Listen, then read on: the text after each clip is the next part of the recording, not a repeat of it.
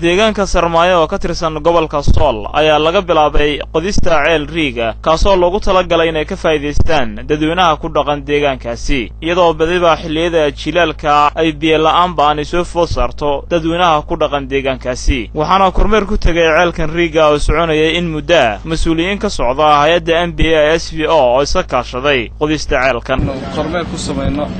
hawshii ceelka riiga Sarmaayo ay ka waday labada hay'adood ee Norwegian People's Aid iyadoo kaashatay MBA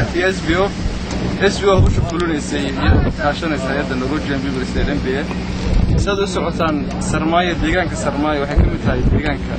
Sool Plateau dhaca aan lahayn biyaha joogtada ah ee ku tiirsan kaliya biyaha roobka ama laga qabto baraaga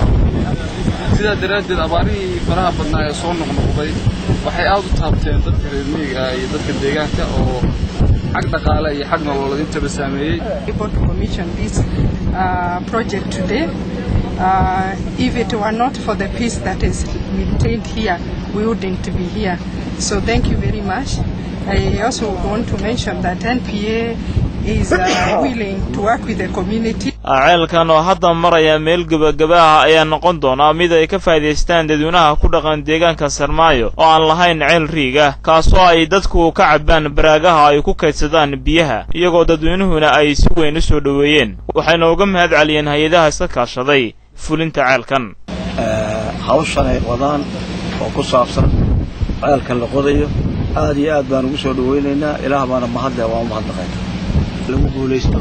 sidii way mas'uul noqon lahaa mashruuc miradhala oo wax badan tara xagga dhaqaalaha iyo xagga nolosha guud. Cabdiraxmaan Cali Ducaale, Home Cable TV, Laascaanood.